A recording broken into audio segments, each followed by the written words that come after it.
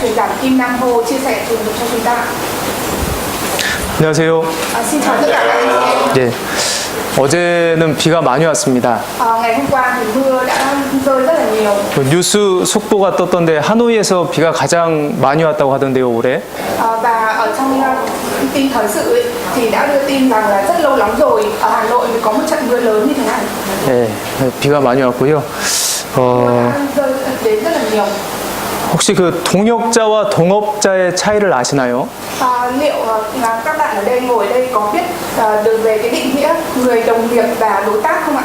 한 가지 일을 한 마음으로 하면 동역자, 한 마음으로 하면 동업자입니다. Đồng nghiệp tức là làm một việc cùng với một tấm lòng, nhưng mà đối tác làm một việc với tấm lòng khác nhau. 동역자는 서로 더 수고하려고 하고 동업자는 더 챙기려고 합니다. Những người đồng nghiệp ấy, thì luôn luôn cố gắng nỗ lực với nhau, nhưng mà đối tác thì chỉ muốn nhận từ nhau nhiều hơn. 동역자는 주도권을 내주려고 하고 동업자는 주도권을 잡으려고 합니다. Cái người đồng nghiệp thì luôn luôn đưa cái chủ quyền cho người đồng nghiệp của mình, thế nhưng mà cái đối tác thì chỉ muốn lấy cái chủ quyền của đối tác của mình thôi. 예, 우리 그리스도인들은 하나님 안에서 동역자입니다. Và chúng ta là những người nhận được sự cứu rỗi, chúng ta ở trong Chúa thì được coi như là những đồng nghiệp. 예, 오늘 말씀과 좀 연결될 것 같아서 한번 말씀드렸습니다. Bởi vì chủ đề này có liên quan đến lời của Chúa nên hôm nay tôi sẽ xin phép được chia sẻ với các bạn. 예, 함께 기도하고 시작하겠습니다. Chúng ta sẽ cầu nguyện để bắt đầu của nhóm. 하나님 아버지 감사합니다. Chúng con rất là cảm ơn Đức Chúa Trời là Cha của chúng con. 죄 많은 저희, 죄인인 저희를 그 크신 사랑으로 구원해 주셨습니다. Chúng con vốn rất là tội nhân, là người mang rất nhiều tội lỗi, nhưng mà chúng con đã được nhận sự cứu rỗi đến từ Chúa. 그 은혜와 사랑으로 하나님 안에서 하나님의 가족이 되었습니다. Và bằng tình yêu thương của Chúa mà chúng con đã trở thành một gia đình. 또 저에게 천국의 소망을 주셨습니다. Và Chúa cũng ban cho chúng con niềm hy vọng được lên được vương quốc thiên đàng. 또 삶의 목적을 주시고 기쁨과 평안 가운데 일생을 살아갈 수 있도록 인도해 주심에 감사드립니다. Chúng con rất là cảm ơn Chúa bởi vì Ngài ban cho chúng con mục đích trong cuộc sống, Ngài ban cho chúng con ân huệ và tình yêu thương. 또 오늘 주일을 맞아 저희가 주님 앞에 또 주님 안에 함께 모였습니다. Và ngày hôm nay chúng con lại nhóm họp lại đây trước mặt Chúa và cùng với Chúa ở ngày hôm nay. 주 성령님께서 두루 역사해 주셔서 우리 각자에게 필요한 말씀으로 은혜와 사랑으로 채워 주시길 부탁드리겠습니다. Chúng con cầu nguyện cho các Chúa hãy giúp đỡ từng người một trong chúng con, ban cho từng người một trong chúng con lời cần thiết của Chúa, ban cho chúng con ân huệ và tình yêu thương. 또 여러 가지 사정으로 이 자리에 참석하지 못한 분들 계십니다. Và vẫn còn rất nhiều anh em bởi vì nhiều lý do tình cảnh khác nhau mà các anh chị em không có mặt ngày hôm nay. 어떤 상황에서 어디 있든지 항상 주님께서 함께 하심을 알고 더욱 주님을 의지하며 그 상황 이겨낼 수 있도록 도와주시옵소서. Nguyện xin Chúa dùng chúng con ở bất cứ tình huống nào, dùng chúng con ở bất cứ nơi đâu, chúng con vẫn biết rằng Chúa luôn luôn ở bên cạnh chúng con và giúp đỡ cho chúng con. 또 저희 하노이 교회 아래 모인 우리 형제 자매님들 서로 더욱 사랑하고 서로 더욱 하나 될 수 있도록 도와주시옵소서. Xin Chúa giúp đỡ để chúng con là những anh chị em ở trong hội thánh ngày càng yêu thương nhau và ngày càng giúp đỡ cho nhau. 그래서 저희를 통해 또 많은 사람들이 주님께로 돌아올 수 있기를 소망합니다. Và chúng con mang thêm niềm hy vọng thông qua chúng con sẽ có rất nhiều người quay trở lại với Chúa. 또 오늘 주일 이 베트남에 또 사이공에 또 같은 마음으로 모이는 형제 자매님들이 있습니다. Và ngày hôm nay không chỉ ở Hà Nội mà ở Sài Gòn, tất cả các anh chị em chúng con đều nhóm họp với một tấm lòng. 우리 베트남에 있는 교회들 주님께서 더욱 세워주시고 성장시켜 주셔서 또 베트남의 많은 사람들이 구원받을 수 있도록 도와주시옵소서. Xin Chúa giúp đỡ để cho có nhiều hội thánh của chúng ta được xây dựng ở Hà Nội, Sài Gòn và ở toàn Việt Nam và có nhiều người biết đến Chúa. 오늘 이 시간 오직 주님께만 부탁을 드립니다. Và giờ ngày hôm nay chúng con chỉ giao phó lên bàn tay kính của Chúa. 이 모든 말씀 예수님 이름으로 기도드렸습니다. Chúng con thành kính cầu nguyện nhân danh Đức Chúa Giêsu Christ. 아멘. 예, 성경 찾겠습니다. Bây giờ chúng ta sẽ 요한복음 17장입니다. sách Giăng 요한복음 17장 11절입니다. đoạn 17 câu 11.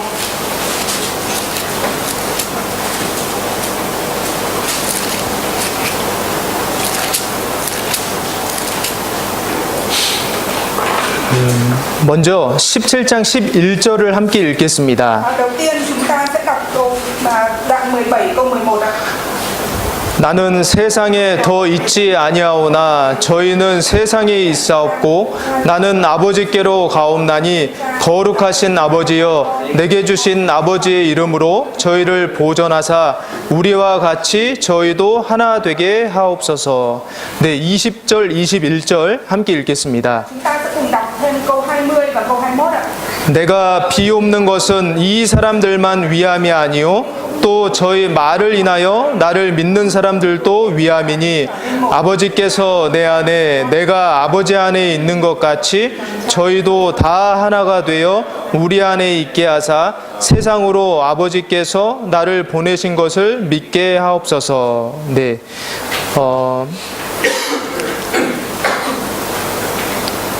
23절도 함께 읽겠습니다. Chúng ta sẽ cùng đọc thêm cả câu 23. 곧 내가 저희 안에 아버지께서 내 안에 계셔 저희로 온전함을 이루어 하나 되게 하려 함은 아버지께서 나를 보내신 것과 또 나를 사랑하심 같이 저희도 사랑하신 것을 세상으로 알게 하려 함이로소이다. 네, 이 사복음서가 마태복음, 마가복음, 누가복음, 요한복음인데요. 총 89장이 있습니다. Và toàn bộ các sách phúc âm đó là sách Luca, sách Matthew, sách Giăng và sách Mark thì tổng hợp 4 phúc âm đoạn 4 cái sách phúc âm này thì có 89 đoạn ạ. 예, 그 중에는 예수님의 말씀만 있는 장도 있고요. 예수님의 말씀과 기도가 함께 있는 장도 있고요. 있습니다. Trong đó thì có những đoạn thì có nhắc đến lời của Chúa và cũng có những đoạn có lời của Chúa và cả lời cầu nguyện. 근데 예수님의 기도로만 있는 장은 요한복음 이 17장이 유일합니다. Thế nhưng mà chỉ có duy nhất đoạn 17 trong sách Giăng là đoạn mà lấp đầy lời cầu nguyện của Đức Chúa Giêsu. 예, 이 요한복음 17장은 예수님께서 잡히시기 전에 기도하신 내용입니다. Và đoạn 17 này là ghi chép lại nội dung lời cầu nguyện của Đức Chúa Giêsu trước khi mà Đức Chúa Giêsu bị bắt. 그때 예수님께서 얼마나 간절하게 기도하셨는지 이 땀방울이 핏방울 같이 되었다라고 기록되어 있습니다. Và ở đây đã ghi chép rằng Đức Chúa Giêsu đã cầu nguyện khao khát đến bao nhiêu, đến mức mà mồ hôi đã trở thành máu. 예, 땀방울이 핏방울이 됐다라는 것은 비유적인 표현이 아닙니다. Và cái biểu hiện là mồ hôi trở thành máu này không phải là biểu hiện ẩn dụ. 예, 모든 성경은 하나님의 감동으로 된 것으로 Tất cả những điều ghi chép ở trong Kinh Thánh đều được cảm động, đều được ghi chép từ sự cảm động của Đức Chúa Trời. 예, 모든 성경은 하나님의 감동으로 기록되었습니다. Và có mọi điều trong Kinh Thánh đều được viết bởi sự cảm động từ Đức Chúa Trời. 이 사람이 정신적으로 아주 극한 상황에서 스트레스를 받게 되면 땀샘 안에 있는 모세혈관이 파괴됩니다. Và con người ta ở cái hoàn cảnh cực hạn, hoàn cảnh mà nhận sự căng thẳng đến cực hạn thì lúc đó những cái mao mạch ở trong tế bào sẽ bị phá hủy và máu lúc đó sẽ chảy theo tuyến mồ hôi. 그래서 그 땀샘을 통해 이제 땀이 이렇게 나올 때 모세혈관에서 피가 이렇게 섞여 나오는 것인데 이것을 혈안증이라고 합니다. Và người ta gọi đó là chứng chảy máu mồ hôi, tức là khi mà những cái mao mạch ở trong tuyến mồ hôi bị phá vỡ thì lúc này đồng thời chảy ra cùng với mồ hôi thì máu cũng sẽ chảy ra cùng với mồ hôi. 네, 그만큼 예수님께서 아주 극한 상황 속에서 간절히 기도하셨다라는 뜻인데요. Điều đó mang ý nghĩa rằng Đức Chúa Giêsu đã cầu nguyện rất khao khát trong cái tình huống rất là cực hạn, rất là nguy cấp như thế. 그 기도의 내용을 보면 아마 중요하지 않은 내용이었다면 주님께서 기도하지 않으셨을 겁니다. Có lẽ rằng nếu mà lời cầu nguyện đó không thật sự quan trọng thì Đức Chúa Giêsu đã không cầu nguyện khao khát đến như vậy. 모든 것을 아시는 주님께서 그렇게 기도하셨다면 거기에는 분명한 이유가 있기 때문입니다. Chắc chắn rằng phải có lý do mà Đức Chúa Giêsu là đấng biết tất cả mọi thứ để cầu nguyện trong cái hoàn cảnh như thế. 그래서 오늘 생각해 볼 내용은요. 하나됨입니다. 하나됨. Và nội dung mà hôm nay chúng ta cần phải thử suy nghĩ đó là chúng ta cần phải trở thành một. 예, 우리와 같이 저희도 하나가 되게 하옵소서. Và một trong những lời cầu nguyện đó rằng là để họ trở thành một như chúng con. 예, 이 요한복음 17장에서 예수님이 기도를 하셨는데요. 이 기도의 대상이 누굴까요? Và ở trong đoạn 17 này là nội dung ghi chép về lời cầu nguyện của Đức Chúa Giêsu. Vậy lời cầu nguyện này Đức Chúa Giêsu cầu nguyện cho ai? 예, 먼저 20절 보시겠습니다. 17장 20절. Đầu tiên thì chúng ta sẽ sang đoạn 17 câu 20. 예, 내가 비옵는 것은 이 사람들만 위함이 아니요. Cha ơi, con không chỉ cầu nguyện cho những người này mà thôi. 예, 이 사람들은 이제 예수님의 제자들이죠. Và những người này là ai ạ? Những người này chính là những môn đồ của Đức Chúa Giêsu. 또 저희 말을 인하여 나를 믿는 사람들도 위함이니. Nhưng cũng cho những người mà nhờ lời họ mà tin con nữa. 예, 사도들의 말. 이 예수님을 전하는 사람들의 말을 인하여 예수님을 믿는 사람들을 위해서도 이렇게 기도하신다라는 내용입니다. Và ở đây Đức Chúa Giêsu nói rằng là Đức Chúa không chỉ cầu xin cho những người là môn đồ của Đức Chúa Giêsu mà thông qua những môn đồ này mà cũng cầu nguyện cho những người nhờ những môn đồ này mà thiết đến Đức Chúa Giêsu và nhận được phúc ân. 예, 즉 우리를 위해서도 지금 기도하시는 내용입니다. Có nghĩa là lời cầu nguyện này cũng là lời cầu nguyện dành cho chúng ta bây giờ.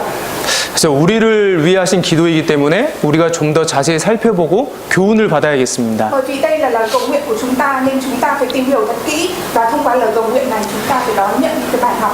예, 우리가 하나 되는 것은 하나님의 뜻을 이루고 하나님의 뜻이 성취되는데 가장 중요한 요소입니다. Và cái việc mà chúng ta trở thành một là một yếu tố cần thiết để đạt được ý muốn và mục đích của Đức Chúa Trời. 하나님은 우리가 하나 될 때 하나님의 능력을 베푸십니다. Và khi mà chúng ta trở thành một thì Đức Chúa Trời sẽ ban cho chúng ta rất là nhiều sức mạnh. 마음을 같이 하고 합심하고 한 마음으로 행할 때 주님께서 일을 하시잖아요. Khi chúng ta cùng một tấm lòng, cùng một hướng thì chúng ta sẽ cùng đồng lòng làm công việc của Chúa. 그런데 주님 안에서 하나 된 사람들, 우리의 하나됨을 방해하는 세력이 있습니다. Thế nhưng khi mà chúng ta cố gắng nỗ lực trở thành một ở trong Chúa thì lại có những cái thế lực cản trở làm cho chúng ta không thể trở thành một. 평안에 매는 줄로 성령의 하나 되게 하신 것을 힘써 지키라. Đức Chúa Trời thì có nói với chúng ta rằng hãy giữ gìn sự hiệp nhất của Đức Thánh Linh bằng sợi dây bình an.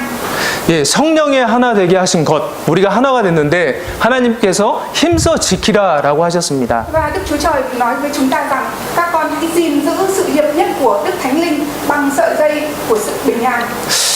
힘써 지키라라는 것은 깨트리는 세력이 있기 때문입니다. 힘써 지키라라고 하신 것은 이 하나됨을 깨트리려는 세력이 있기 때문입니다. Lời nói với chúng ta rằng là hãy gìn giữ sự hiệp nhất, có nghĩa là sẽ có những thế lực phá vỡ cái sự hiệp nhất của chúng ta. 마귀인데요. Đó chính là ma quỷ ạ.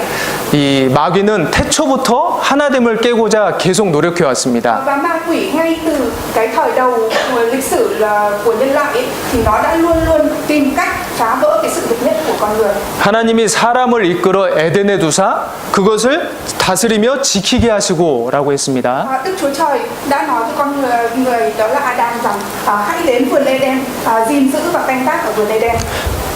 예, 그 깨트리려는 마귀가 있기 때문에 아담에게도 그 에덴 동산을 지키라라고 하셨습니다. Bởi vì có những cái thế lực luôn luôn tìm cách phá vỡ nên Đức Chúa Trời đã nói với Adam rằng hãy gìn giữ khu vườn Eden. 또 하나됨을 깨트린 세력들은 항상 하나가 되어 있습니다. Và còn thêm một điều nữa đó là những cái thế lực mà muốn phá vỡ cái sự hợp nhất, sự trở thành một của chúng ta thì chúng đã trở thành một rồi. 예, 마태복음 27장 찾겠습니다. Sách Ma-thi-ơ đoạn 27 27장 1절 2절입니다. sách 27 đoạn 1 đoạn câu 1 câu 2. Sách Ma-thi-ơ đoạn 27 câu 1 câu 2. 예, 새벽에 모든 대제사장과 백성의 장로들이 예수를 죽이려고 함께 의논하고 결박하여 끌고 가서 총독 빌라도에게 넘겨주니라. Đến sáng tất cả các thầy tế lễ cả và các trưởng lão của dân chúng bàn mưu chống lại Đức Chúa Giêsu để giết ngài, họ trói ngài lại rồi giải đi giao nộp cho tổng đốc Phi-lát. 예, 이 새벽에 제자들이 졸고 있을 그때 이 제사장들 그리고 백성의 장로들은 깨어 있었고 모여 있었고 하나 되어 있었습니다. Vào buổi sáng đó khi mà các môn đồ đang ngủ ấy, thì họ đã thức dậy và họp lại và trở thành một. Họ ở đây đó chính là các thầy tế lễ tả và các trưởng lão. 사람들이 한 뜻으로 뭉쳤는데 예수님을 죽이기 위해서입니다. Con người, những cái người này đang đồng lòng hợp sức với nhau để làm gì ạ? Để giết chết Đức Chúa Giêsu. 예수님과 복음을 대적하는 세력들은 항상 하나가 되어 있습니다. Và những cái thế lực mà luôn luôn cản trở cái việc mà giao truyền phúc âm của Chúa ấy, thì chúng bây giờ đã họp lại thành một rồi. 이 사도행전 19장에도 보면은요, 바울이 에베소 지역에서 복음을 전할 때입니다. Và khi mà chúng ta nhìn vào sách công vụ các sứ đồ đoạn 19 ý, thì chúng ta cũng thấy rằng sứ đồ Phaolô đang đi giao truyền về công việc về phúc âm của Chúa. 예, 이제 복음을 전하니까 사람들이 우상을 살 일도 없고 집에 있는 우상도 버리게 됐습니다. Và bởi vì sứ đồ Phaolô đi giao truyền phúc âm của Chúa và người ta nhận được sự cứu rỗi thì người ta sẽ không thờ lệnh những thần tượng nữa và người ta không để những cái thần tượng ở nhà nữa. 예, 그러니까 우상을 사려는 사람들이 줄어드니까 우상의 판매량이 줄었습니다. Và vì thế cái nhu cầu mà mua bán về thần tượng ấy, và cái lượng bán những cái thần tượng bị giảm đi. 예, 우상이 안 팔리니까 만들어 파는 사람 수입이 줄어들었죠. Nếu mà những cái thần tượng bây giờ người ta không mua nữa thì những cái người mà bán những cái thần tượng đó bây giờ cái thu nhập của họ cũng bị giảm. 그래서 그 은장색 그 한 사람이 그 만드는 사람들, 파는 사람들을 모아가지고 한 일심으로 바울을 대적합니다. Và vì thế những cái người mà làm nên những cái thần tượng và những cái người bán cái thần tượng đó thì đã nhóm họp lại với nhau đồng tâm đồng nhất để tìm cách ngăn cản cái việc truyền giảng của sứ đồ Phaolô. 예, 복음을 전하는 곳에는 항상 반대가 있습니다. Ở nơi mà chúng ta đi giao giảng phúc âm của Chúa thì luôn luôn có những thế lực phản đối chúng ta. 예, 우리의 대적들은 항상 하나가 되어 있습니다. Và những cái thế lực mà chống đối lại chúng ta thì nó đã luôn luôn nhóm họp lại thành một rồi. 예, 마귀는 지금까지 분열된 적이 한 번도 없습니다. Và ma quỷ cũng vậy, từ trước đây đến bây giờ nó cũng chưa bao giờ có một lần phân rẽ nhau ra. 그렇다면 왜 마귀는 우리의 하나됨을 깨려고 할까요? Vì thế mà ma quỷ nó luôn luôn tìm cách phá vỡ cái việc mà chúng ta trở thành một. 지금 우리가 전쟁 중에 있기 때문입니다. Và bởi vì bây giờ chúng ta đang ở trong một cuộc chiến. 우리 편이 이기려면 어떻게 해서든 상대방을 분열시켜야 되잖아요. Và nếu mà phe mình muốn chiến thắng phe kia thì phe này phải luôn luôn tìm cách chia rẽ cái phe kia, đúng không? 지금 우리는 눈에 보이지는 않지만 정말 중요한 전쟁을 하고 있습니다. Và bây giờ mặc dù chúng ta không nhìn thấy nhưng thực chất chúng ta đang ở trong một cuộc chiến. 예, 영적인 전쟁입니다. Đó là cuộc chiến về linh hồn. 에베소서 6장입니다. Sách Ê-phê-sô đoạn 6. 에베소서 6장 12절. Sách Ê-phê-sô đoạn 6 câu 12.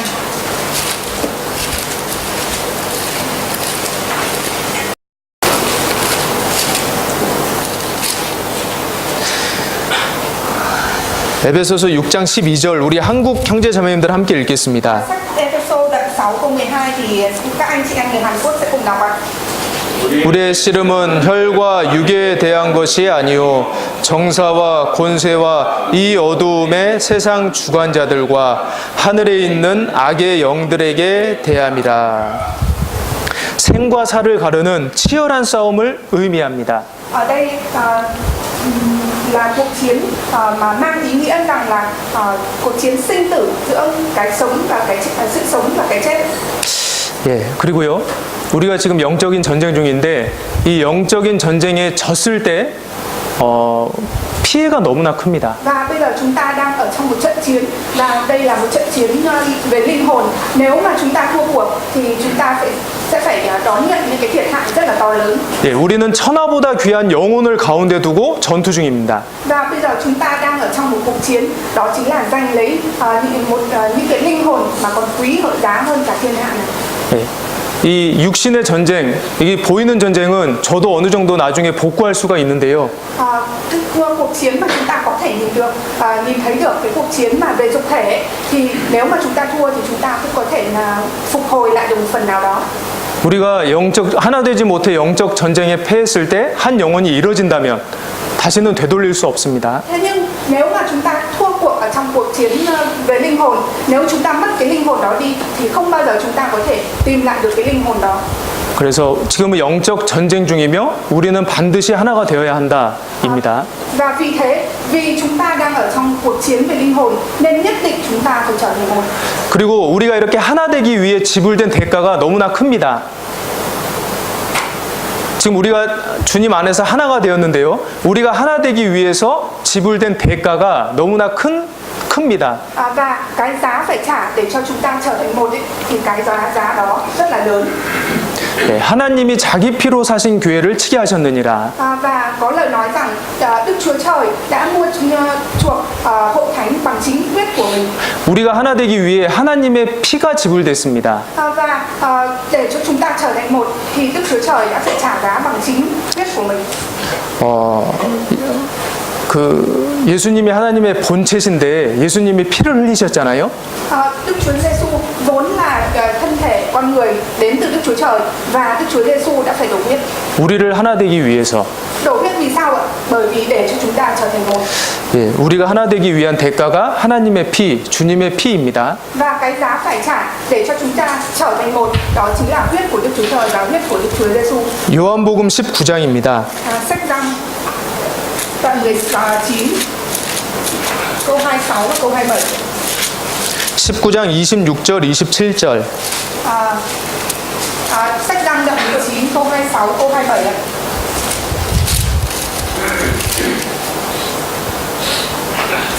우리 베트남 형제 자매님들 함께 읽겠습니다. Và các anh chị em người Việt Nam sẽ đọc câu 26 và câu 27 này ạ. Đức Chúa Giêsu thấy mẹ Ngài và môn đồ Ngài yêu thương đang đứng gần thì nói với mẹ rằng: thưa bà, đó là con của bà. Rồi Ngài nói với môn đồ ấy: này là mẹ của con. Từ giờ đó môn đồ này đem bà về nhà mình. 예, 이 말씀은 가상 7원 중에 한 말씀입니다. Và cái lời nói này là một cái lời nói rất là quan trọng. 예, 예수님께서 십자가에 매달리셨을 때 7가지 말씀을 하셨습니다. Và khi mà Đức Chúa Giêsu bị treo ở trên thập tự giá thì Ngài đã nói 7 câu. 예, 예수님께서 하신 말씀이 다 중요한데 특별히 십자가에서 하신 말씀은 더욱 중요합니다. Và những cái lời mà Đức Chúa Giêsu đã truyền phán ra đều là những lời nói quan trọng. Thế nhưng những cái lời mà Đức Chúa Giêsu nói khi mà bị treo trên thập tự giá là lời nói còn quan trọng hơn nữa. 그 중에 첫 번째가 아버지 저들의 죄를 사하여 주옵소서. 저들은 자기 하는 일을 알지 못하나이다. Và câu đầu tiên Đức Chúa Giêsu nói là: lạy Cha, xin Cha hãy tha cho những người đó bởi vì họ không biết rằng mình đang làm gì. 그리고 두 번째는 그 예수님 옆에 강도 두 사람이 같이 매달렸잖아요. Và câu nói thứ hai ấy, là trong cái tình cảnh lúc đó Đức Chúa Giêsu bị treo ở trên thập tự giá và hai bên cạnh Đức Chúa Giêsu cũng có hai tên trộm cũng đang bị treo trên thập tự giá. 그 중에 한 사람은 마지막에 예수님께 이렇게 기도했잖아요. 그때 오늘 내가 나와 함께 낙원에 있으리라 라고 하셨습니다. Trong số hai người đó thì có một người khi mà treo trên thập tự giá thì đã cầu nguyện với Đức Chúa Giêsu và lúc đó Đức Chúa Giêsu đã nói với người này: ngày hôm nay ta ở với con ở Paradis.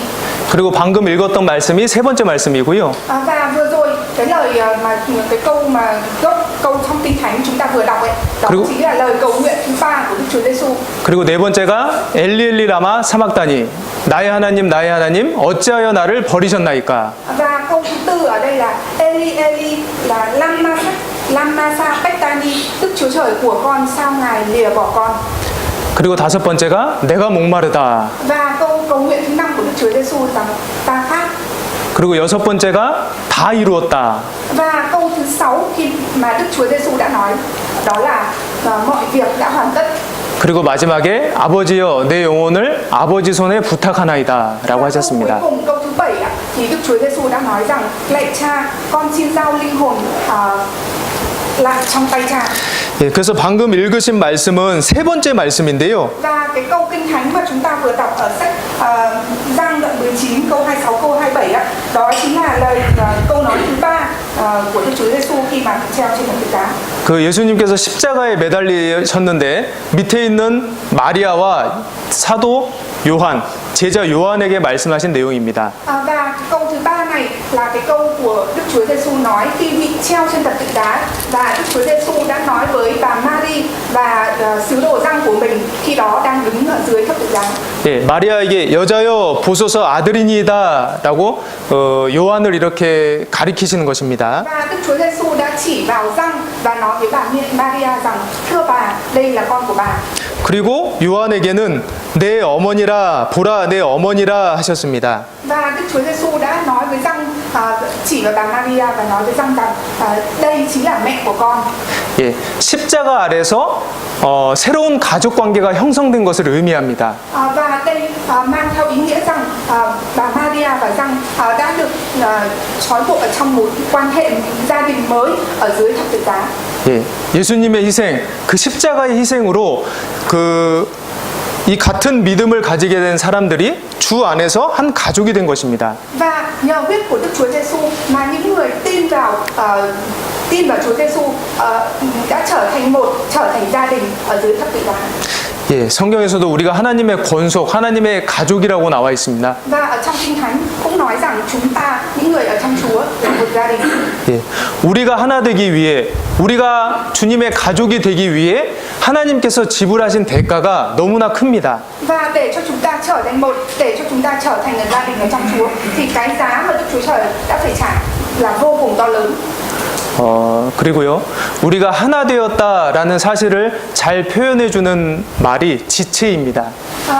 Và cái biểu hiện mà giải thích một cách rõ ràng nhất về cái việc mà chúng ta đã trở thành một ấy, đó là nói về thân thể và chi thể. 예, 이 몸과 지체라는 표현을 생각해 보면 우리가 어떤 존재인지 서로에게 어떤 존재인지 이해할 수 있습니다. Và khi mà chúng ta nghĩ đến cái biểu hiện ở trong Kinh Thánh nói rằng chúng ta là thân thể và chi thể, thì chúng ta sẽ biết rằng chúng ta là vật thể tồn tại như thế nào, và giữa chúng ta là những vật thể tồn tại với nhau ra sao. 예, 고린도전서 12장입니다. Sách Cô-rin-tô đoạn 12. 고린도전서 12장 20절부터 27절인데요. Sách Cô-rin-tô đoạn 12 từ câu 20 đến câu 27.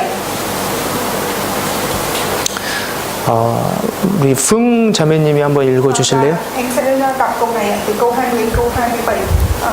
Như vậy chi thể thì nhiều nhưng thân chỉ có một. Mắt không thể nói với tay tôi không cần anh, đầu không thể nói với chân tôi không cần anh. Trái lại những chi thể nào trong thân xem như yếu đuối hơn lại là rất cần thiết. Những chi thể nào trong thân được nghĩ là kém tôn trọng thì chúng càng phải tôn trọng hơn. Những chi thể nào không đẹp thì chúng càng phải trau dồi hơn. Còn những chi thể nào đã đẹp rồi thì không cần trau dồi. Nhưng Đức Chúa Trời đã sắp đặt thân thể như vậy để chi thể nào kém quan trọng lại được tôn trọng hơn, hầu cho không có sự chia rẽ nào trong thân, nhưng các chi thể có cùng mối quan tâm cho nhau. Nếu một chi thể nào bị đau thì tất cả đều cùng đau. Nếu một chi thể nào được tôn trọng thì tất cả đều cùng vui mừng. Anh em là thân của Đấng Christ và mỗi cá nhân là một chi thể. 예, 너희는 그리스도의 몸이요 지체의 각 부분이라. Ở đây nói rằng là tất cả các anh em là chi thể ở trong thân thể của Đấng Christ. 예, 몸과 지체라는 표현 속에서 우리의 하나됨이 어떠한지 자세히 알 수 있습니다. Và thông qua cái biểu hiện rằng chúng ta là chi thể trong thân thể của Đấng Christ thì chúng ta sẽ biết rõ rằng chúng ta là những vật thể tồn tại như thế nào. 예, 이 몸에는 중복되거나 불필요한 지체는 없습니다. Và ở trong thân thể của chúng ta ấy, thì không có một cái chi thể nào là không cần thiết. 예, 무한한 능력과 지혜로 하나님이 만드셨기 때문에 우리 안에는 불필요한 지체가 하나도 없습니다. Bởi vì thân thể chúng ta là làm từ trí tuệ của Đức Chúa Trời, là đấng toàn năng toàn trí, nên trong thân thể của chúng ta tất cả mọi chi thể đều là cần thiết. 마찬가지로 우리 안에도 불필요한 존재는 전혀 없습니다. Cũng giống như vậy, ở trong chúng ta thì không có một chi thể, không có một người nào là không cần thiết, tất cả đều cần thiết. 예, 우리 각자가 모두가 정말 귀한 존재입니다. Tất cả chúng ta, từng người trong chúng ta đều là những vật thể tồn tại quý giá. 이 손톱이요, 정말 이 손톱이 정말 별거 없어 보이잖아요. Khi mà các bạn nhìn vào cái móng tay thì các bạn nghĩ rằng móng tay thì chả là gì cả.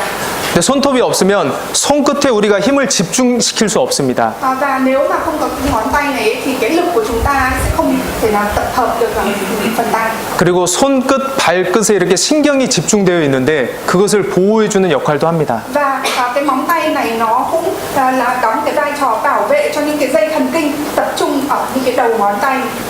그리고 머리가 귀하면 몸도 귀한 대접을 받잖아요. Và nếu mà chúng ta coi đầu là quý giá thì thân thể của chúng ta cũng phải đón nhận được cái sự đối đãi quý giá, đúng không ạ? 머리가 대통령이면 몸도 대통령의 대접을 받습니다. Nếu mà đầu là đầu của tổng thống thì thân thể thì cũng là của tổng thống. Đầu được đón tiếp quý giá long trọng thì thân thể cũng được đón tiếp long trọng, đúng không ạ? 예, 대통령이 어디 순방 가는데 어디 싼 데서 주무시려고 아고다 이렇게 보고하지 않으시겠죠? Khi mà tổng thống ấy, mà đi đến một đất nước nào ấy, thì luôn luôn có những cái vệ sĩ ở xung quanh để bảo vệ cho tổng thống. 예, 아마 가장 귀한 곳에서 이렇게 주무시도록 상대방에서 준비를 할 겁니다. Có lẽ rằng người ta sẽ phải chuẩn bị kỹ càng cái nơi mà tổng thống sẽ ngủ. 예, 우리는 주님의 몸입니다. Chúng ta là thân thể, những chi thể ở trong thân thể của Chúa. 그래서 우리 각자가 주님 안에서 모두 귀한 존재입니다. Vì thế nên từng người một trong chúng ta đều là những vật thể tồn tại quý giá ở trong Chúa. 그리고 여기 25절 보시면요. Và chúng ta xem ở câu 25. 몸 가운데서 분쟁이 없고 오직 여러 지체가 서로 같이하여 돌아보게 하셨으니 라고 나와 있습니다. Ở đây thì chắc rằng hầu cho không có sự chia rẽ nào trong thân, nhưng các chi thể có cùng mối quan tâm cho nhau. 예, 몸은 서로를 아끼고 감싸줍니다. Và những chi thể ở trong thân thể thì phải yêu thương nhau, phải bảo vệ và giữ gìn cho nhau. 예, 손가락 하나가 크게 다치면요, 이 몸은 난리가 납니다. Ví dụ như là chỉ một ngón tay ở trong thân thể của chúng ta bị thương thôi thì cả cơ thể của chúng ta sẽ loạn cả lên. 예, 먼저 이 다른 손은 이 손가락을 감싸쥐겠죠. Đầu tiên thì những ngón tay còn lại sẽ nắm chặt lấy cái ngón tay bị thương, đúng không ạ?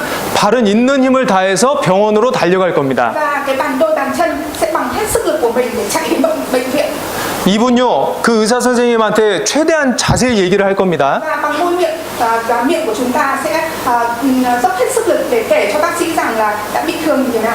그리고 혹시 병균이 옮을까봐 엉덩이는 주사를 맞습니다. Và có lẽ khi mà chúng ta mà bị bệnh truyền nhiễm bị sợ bị thương thì chúng ta sẽ tiêm, và lúc này sẽ tiêm vào mông. 예, 엉덩이가 무슨 죄입니까? Mông của chúng ta thì làm gì có cái tội tình gì. 근데 한 몸이기 때문에 그렇게 그 고통과 희생을 감수하는 겁니다. Thế nhưng mà bởi vì sức khỏe của toàn cơ thể nên mông của chúng ta đã cam chịu hy sinh để bị tiêm để cho sức khỏe của toàn cơ thể. 예, 일단 우리가 그렇게 주 안에서 하나고요. Và trước tiên thì chúng ta phải trở thành một trong Chúa. 우리는 주님 안에서 한 몸, 한 지체로서 같이 성장해 나가야 합니다. Và chúng ta ở trong Chúa cùng một thân thể, cùng một cơ thể, nên là chúng ta là cùng ở trong thân thể của Chúa, nên là chúng ta cùng trưởng thành, cùng phát triển. 우리가 옆에 앉아 계신 분들 각자의 사정을 잘 모를 수도 있습니다. Và chúng ta cũng không thể nào biết rõ được tình cảnh, tình huống của những anh chị em ngồi bên cạnh chúng ta. 근데 우린 진짜 하나예요. Nhưng mà thực sự chúng ta sẽ trở thành một. 여기 계신 분들도 하나고 무슨 사정으로 못 나오신 분들도 하나입니다. Những anh chị em mà ngồi ở đây cùng với chúng ta thì cũng là một với chúng ta. Những anh chị em mà ngày hôm nay cũng không thể nào đến với chúng ta cũng là một với chúng ta. 예, 그래서 주님께서 값비싼 대가로서 우리를 하나로 이렇게 만들어 주셨습니다. Và bởi Đức Chúa Giêsu đã trả giá bằng chính huyết của mình mà chúng ta đã trở thành một. 그럼 우리는 그 하나됨을 지키고 유지해야 될 책임이 있습니다. Vì vậy chúng ta phải có trách nhiệm duy trì và bảo vệ cái việc mà chúng ta đã trở thành một đó. 근데 우리의 어떤 사소한 잘못이나 어떤 잘못된 말과 행동으로 하나됨을 깨트리게 되는 그런 상황들이 있습니다. Nhưng mà cũng có những tình huống bởi vì lời nói của chúng ta mà cái việc mà chúng ta đã trở thành một đó bị phá vỡ.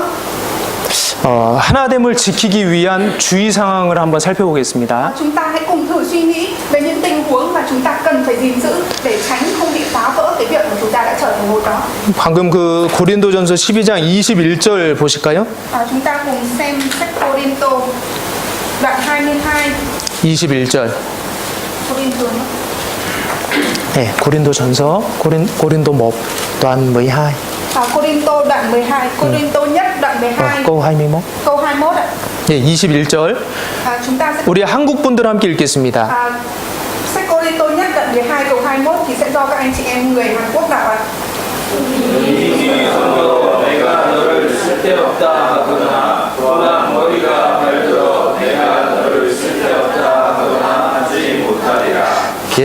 번째는요, 말조심입니다. Điều đầu tiên mà chúng ta cần phải gìn giữ để không phá vỡ cái việc mà chúng ta trở thành một, đó là luôn luôn phải cẩn thận trong lời ăn tiếng nói. 예, 지금 눈이 이 자기를 주제를 모르고 주제 넘게 하는 말이죠. Và thông qua cái câu này ấy, thì đây chính là lời nói của mắt, đây chính là chủ trương của lời của mắt. 쓸데없다. Khi mà mắt nói với tay thì nói rằng là tôi không cần anh đâu. 우리는 누군가를 판단하거나 평가할 수 없습니다. Chúng ta thì không thể nào đi phán đoán hay là phán xét người khác được. 혹 그런 마음이 올라오더라도 입 밖으로 내서는 절대 안 됩니다. Có nghĩa là dù trong tấm lòng của chúng ta có những cái suy nghĩ như thế, nhưng mà chúng ta không được để nó thoát ra bởi môi miệng của chúng ta. 그것 때문에 우리의 하나됨이 깨질 수 있습니다. Bởi vì những cái điều đó mà cái việc mà chúng ta trở thành một sẽ bị phá vỡ. 여호와여 내 입에 파수꾼을 세우시고 내 입술을 지키소서. Trong sách Kinh Thánh thì đã nói rằng Đức Giê-va ơi, nguyện xin Ngài hãy gìn giữ môi miệng cho con. 우리 성도들 간에 정말 말을 조심해야 되겠습니다. Chúng ta là những anh chị em ở trong hội thánh, chúng ta phải luôn luôn giữ gìn lời ăn tiếng nói của nhau. 우리 성도들끼리 어떤 물리적인 다툼으로 뭐 중경상을 입히고 이런 일은 없잖아요. Có lẽ là không bao giờ có cái trường hợp rằng các anh chị em ở trong hội thánh sẽ xảy ra tranh cãi về mặt vật lý, tức là đánh nhau. 근데 말로는 우리가 정말 서로에게 심한 상처를 줄 수 있습니다. Thế nhưng mà cũng lại có những cái tình huống mà chúng ta gây ra thương tích, những vết thương bởi lời nói của chúng ta. 성경에서는 혹은 칼로 찌름같이 함부로 말하거니와라는 표현이 있습니다. Và ở trong Kinh Thánh có lời biểu hiện rằng lời nói bừa bãi khác nào nhát dao đâm. 예, 아니 우리 보통 사람들이 일상생활에서 절대 상상할 수 없는 이 칼로 찌르는 장면이 있잖아요. Và cái việc mà nói rằng là lời nói bừa bãi khác nào vết dao đâm thì những cái người mà bình thường sống ở trên thế gian này, ở trong đời sống bình thường của họ cũng không thể nào tưởng tượng đến được. 근데 우리가 말에 주의하지 않으면 그런 상처를 상대방에게 줄 수가 있습니다. Nhưng nếu mà chúng ta không chú ý, không giữ gìn thì chúng ta có thể cho đối phương, cái người lắng nghe cái câu nói của chúng ta những cái vết thương này. 예, 말로 인한 상처는 여간에서 없어지지 않습니다. Và những cái vết thương mà bị gây ra bởi lời nói thì những vết thương đó không bao giờ biến mất được. 그리고 말로 인해 내가 상처를 입잖아요. 그럼 나에게 상처를 준 사람하고는 하나 되기가 정말 힘듭니다. Và nếu mà chúng ta đã bị gây thương tích bởi cái lời nói đó thì chúng ta sẽ không bao giờ trở thành một với cái người mà đã gây thương tích bởi lời nói đó cho chúng ta. 예, 잠언 18장 한번 찾겠습니다. Sách Châm ngôn đoạn 18. 잠언 18장 19절입니다. Sách Châm ngôn đoạn 18 câu 19.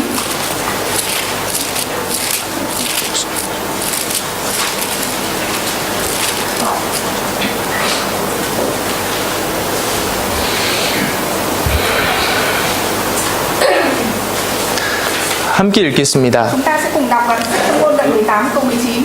노엽게 한 형제와 화목하기가 견고한 성을 취하기보다 어려운즉 이러한 다툼은 산성문빗장 같으니라. 네. 뭐 말로든지 뭐 어떤 행동으로라든지 누구에게 이제 화를 내게 했습니다. Và bởi lời nói và hành động của chúng ta thì có một lúc nào đó chúng ta sẽ nổi cáu với người khác. 예. 그 형제와 화목하기가 견고한 성을 취하기보다 어려운즉. Và ở đây trong Kinh Thánh có ghi chép rằng khi mà chúng ta làm mất lòng một anh chị em nào đó thì cái việc mà hòa giải với anh chị em đó còn khó hơn đánh chiếm một thành kiên cố. 내 마음을 찌르는 말을 했던 그 사람의 말이 내 마음에 이 문빗장처럼 탁 걸쳐버린 겁니다. Và cái người mà nó nói ra và làm cho người khác bị tổn thương ấy thì làm cho cái người bị tổn thương trong tấm lòng dường như là đã có một cái then cửa.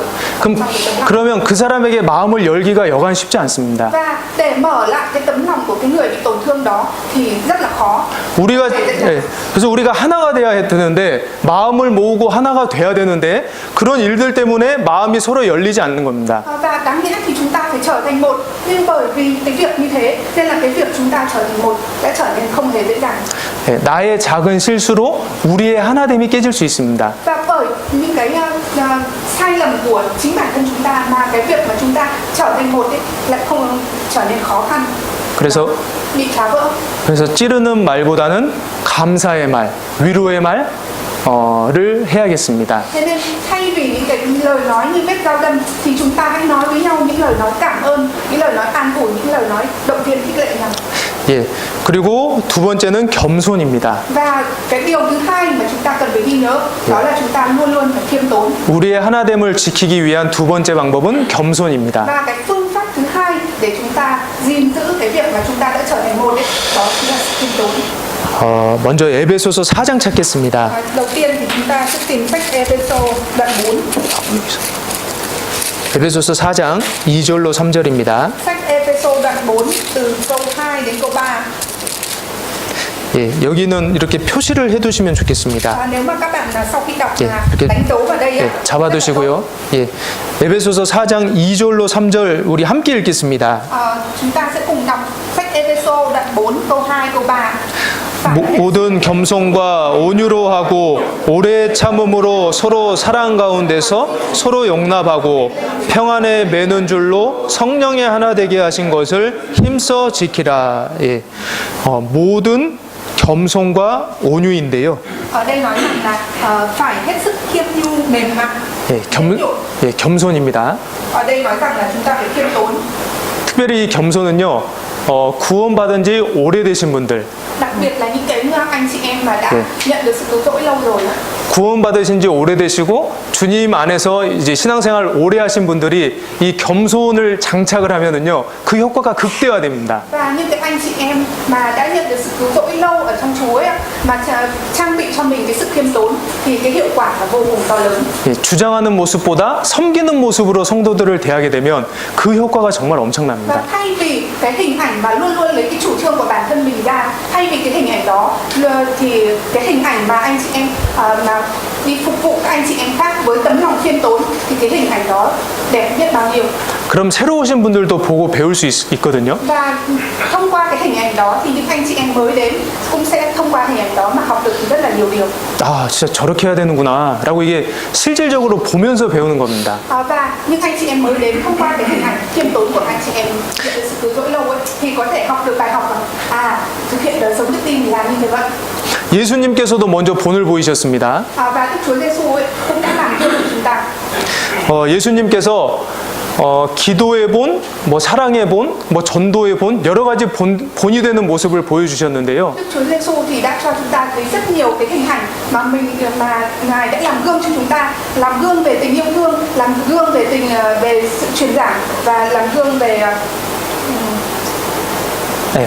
근데 내가 본을 보이노라 말씀을 하시고 직접 행동으로 보여주신 경우는 한 번밖에 없습니다. và bằng hành động Đức Chúa Giêsu nói rằng là ta sẽ làm gương cho các con thì đúng duy nhất một lần Đức Chúa Giêsu đã bằng hành động của mình chứng tỏ cái lời đó. 이게 중요하기 때문에 이 제자들 마음에 심겨주시기 위해서 실제로 본을 보여주셨습니다. Và bởi vì đây là một điều rất là quan trọng nên Đức Chúa Giêsu chỉ làm đúng một lần để cho các sứ đồ của mình, các sứ đồ môn đồ của mình khắc cốt ghi tâm ở trong tấm lòng.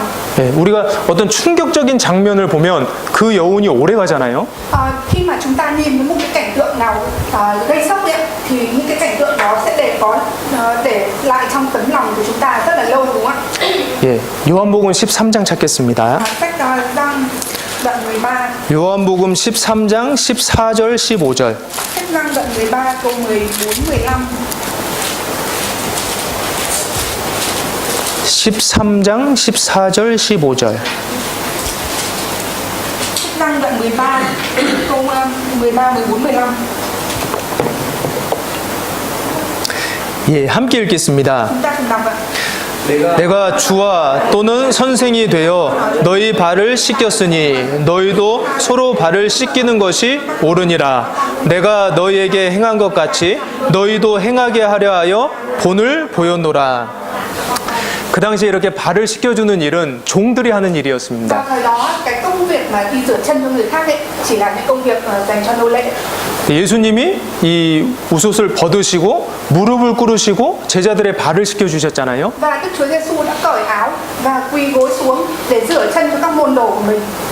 네, 제자들이 깜짝 놀랐습니다. Và có lẽ là các môn đồ của Đức Chúa Giêsu khi đấy rất là ngạc nhiên. 내가 섬기는 예수님께서 오히려 내 발을 씻겨주신 거잖아요. Vốn lẽ Đức Chúa Giêsu là đấng mà mình phải lệnh phải phục vụ, nhưng mà đấng đó bây giờ lại đang phục vụ lại mình. 이 세상에서는 높은 사람이 섬김을 받지만 교회에서는 그렇지 않습니다. Ở trên thế gian này, những người mà ở vị trí cao thì sẽ luôn luôn được nhận cái sự phục vụ. Thế nhưng ở hội thánh thì không như vậy. 가장 높으신 예수님께서 우리를 섬겨 주셨습니다. Cái đấng Giêsu là đấng ở vị trí cao nhất đã phục vụ cho chúng ta. 그 예수님의 사랑을 올바로 깨달은 사람이라면 당연히 다른 성도들을 섬깁니다. Những cái người mà đã đón nhận được cái tình yêu thương thực sự đến từ Đức Chúa Giêsu thì sẽ nhận biết đến điều đó và có thể phục vụ các anh chị em khác. 예, 그 사랑 앞에서 사람은 절대 교만할 수 없습니다. Và những cái người đó thì tuyệt đối sẽ không bao giờ có thể kiêu ngạo được, những cái người mà đã đón nhận được. 예, 교만할 이유도 없습니다. Và cũng không có cái lý do nào để kiêu ngạo. 교만에서는 다툼만 일어날 뿐이다라고 나왔거든요. Và ở trong Kinh Thánh thì nói rằng là sự kiêu ngạo thì chỉ gây ra tranh cãi. 하나 되지 못하고 다툼이 생기는 것은 교만 때문입니다. Và cái việc mà chúng ta không thể nào trở thành một và chỉ có sự tranh cãi đấy là do kiêu ngạo. 내 생각이 맞고 내 말이 맞고 내가 하는 게 맞고 이걸 주장하다 보면 하나됨이 다툼이 생기고 이 하나됨이 깨집니다. Và cái việc mà luôn luôn suy nghĩ rằng lời nói của tôi đúng, suy nghĩ của tôi đúng, chủ trương của tôi đúng thì những cái điều đó chỉ làm phá vỡ cái việc mà chúng ta trở thành một. 예, 서로가 겸손한 마음으로 다른 사람을 나보다 낮게 여겨야 되거든요. Và chúng ta càng phải khiêm tốn hơn và đứng trước mặt người khác chúng ta càng phải hạ mình hơn nữa. 그래서 우리가 하나님 앞에 각자가 겸손해진다면 우리가 많은 문제들을 해결할 수 있습니다. Và đứng trước mặt Đức Chúa Giêsu chúng ta càng hạ mình càng khiêm tốn thì những cái vấn đề của chúng ta càng được giải quyết nhiều hơn. 그래서요. 인자에 온 것은 섬김을 받으려 함이 아니라 오히려 섬기려 하고 오히려 섬기러 오셨다고 했습니다. Và Đức Chúa Giêsu nói rằng ta đến không phải là để phục vụ mà ta đến để đi phục vụ người khác. 사도 바울은 자기를 얼마나 낮췄습니까? Và sứ đồ Phaolô như vậy, sứ đồ Phaolô thì đã hạ mình biết bao nhiêu. 모든 성도 중에 지극히 작은 자보다 더 작은 자라고 했습니다. Và sứ đồ Phaolô đã nói như thế này ạ, ở trong tất cả những người hèn mọn thì tôi là kẻ hèn mọn nhất. 그러면 사도 바울이 그렇게 말씀을 하셨다면 우리는 모든 성도 중에 더 작은 자, 사도 바울보다 더 작은 자잖아요. Nếu mà sứ đồ Phaolô đã nói như vậy thì chúng ta thì sao ạ? Chúng ta còn phải là người nhỏ bé hơn trong số tất cả những người nhỏ bé. 그래서 우리가 가장 낮은 자라는 사실을 기억해야겠습니다. Và chúng ta phải luôn luôn ghi nhớ rằng chúng ta là người thấp nhất trong số những người thấp nhất. 이 높아지려고 할 때 하나됨이 깨집니다.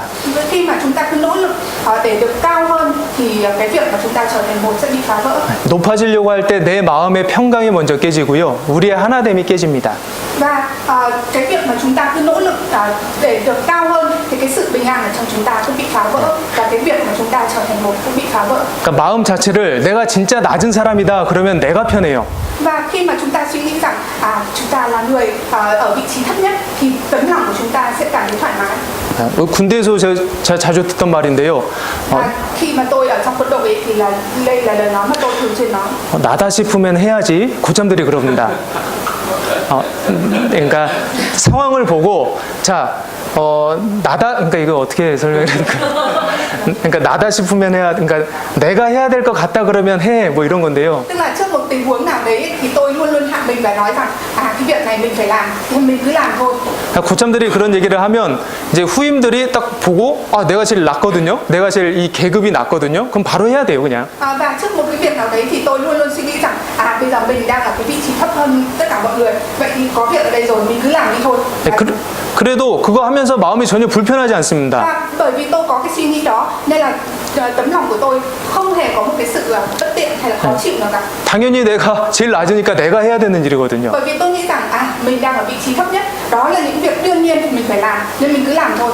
네, 그래서 교회 안에서도요, 내가 가장 낮은 사람이고, 내가 주님 보시기에 정말 미천한 사람이다. 그 마음만 있으면 우리가 진짜 다툼이 생길 수가 없습니다. Và vì thế chúng ta là những người nhận được sự cứu rỗi ở trong Chúa. Chúng ta luôn luôn phải suy nghĩ rằng mình là người ở vị trí thấp nhất thì giữa chúng ta không bao giờ có một vấn đề nào xảy ra cả. 네, 그때 우리가 정말 하나됨이 유지가 됩니다. Và cái việc đó sẽ duy trì được cái việc mà chúng ta đã hợp nhất thành một. 예, 그리고 아까 다시 그 에베소서 에베소서 돌아가 보실까요? Chúng ta sẽ cùng xem lại sách 예, Ê-phê-sô. 에베소서 4장 2절. Sách Ê-phê-sô đoạn 4 câu 2. 모든 겸손과 온유로 하고 오래 참음으로 사랑 가운데서 서로 용납하고, 세 번째는 사랑 가운데서 서로 용납입니다. Phải hết sức khiêm nhu, mềm mại và nhẫn nhục, hãy chịu đựng lẫn nhau trong tình yêu thương. Ở đây có câu nói rằng là hãy chịu đựng lẫn nhau trong tình yêu thương.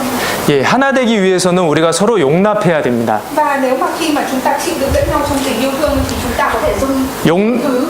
용납이란 것은 사랑이 있어야 되고 오래 참음이 있어야 용납할 수 있습니다. Sự dung thứ tức là chúng ta phải yêu thương và nhẫn nhục, bỏ qua cho nhau thì chúng ta mới có thể dung thứ được. 용납과 용서는 서로 다릅니다. Sự dung thứ, khoan dung thì khác với lại sự tha thứ.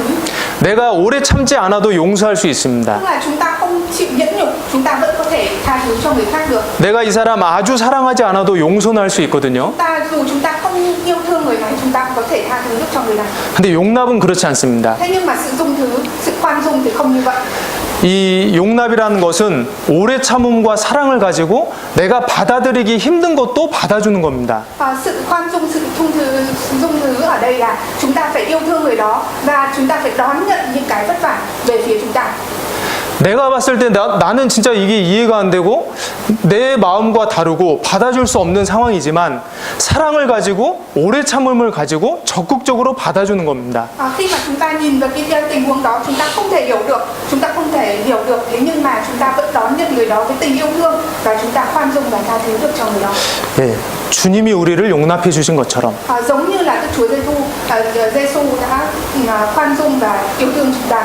그래도 우리가 용납할 수 없는 사람이 있다면 주님을 생각하면 됩니다. Và nếu mà trong tình huống mà có những người mà chúng ta không thể tha thứ, khoan dung cho người đó, thì chúng ta hãy nghĩ đến việc Đức Chúa Giêsu đã khoan dung cho chúng ta như thế nào. 예수님께서 나를 위해 얼마나 오래 참으셨습니까?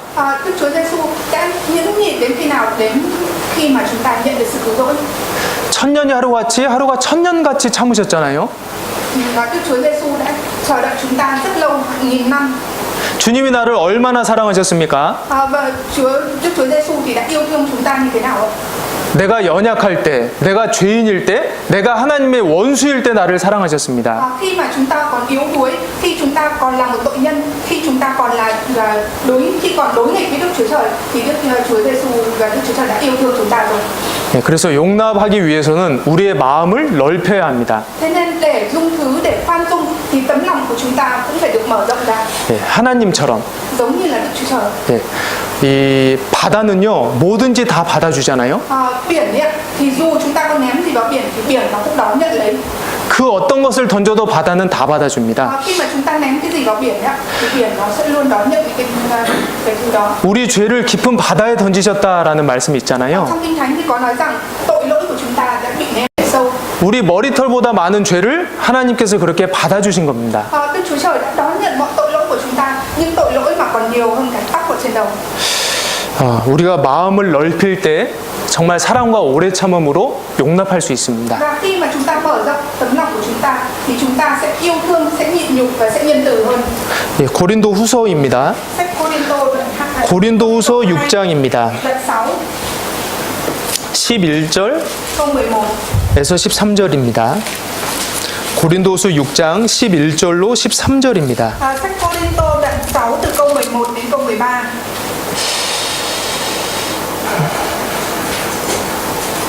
우리 베트남 형제 자매님들 함께 읽어볼까요? Các anh chị em người Việt Nam cùng đọc ạ.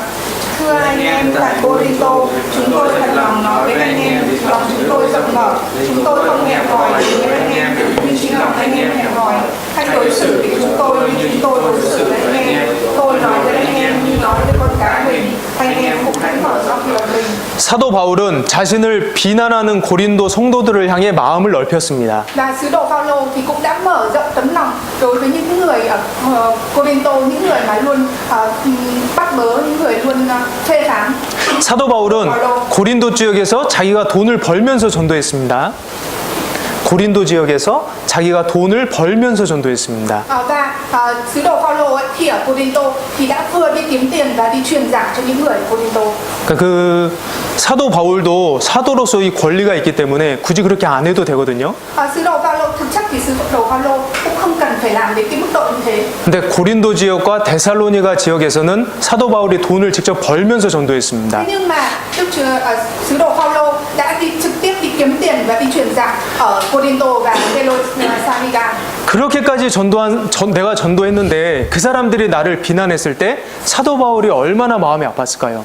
Mặc dù đã làm đến như thế, đã đi truyền giảng, đã tìm một cách truyền giảng cho những người đó, nhưng mà những người đó lại đi phê phán sứ đồ Phaolô. Vậy thì sứ đồ Phaolô, tấm lòng của sứ đồ Phaolô đau đớn bao nhiêu? 자, 육신적인 관점으로 보면은 정말 화날 만도 하잖아요. Nếu mà xét về mặt dục thể thì có lẽ là sứ đồ Phaolô rất là nổi cáu, nổi giận. 근데 사도 바울은 마음을 넓히고 용납했습니다. Thế nhưng mà trong tình huống đó thì sứ đồ Phaolô đã mở rộng tấm lòng và tha thứ cho những người đó. 예, 그래서 우리가 아무리 능력이 많을지라도 사랑이 없으면 아무것도 아닙니다.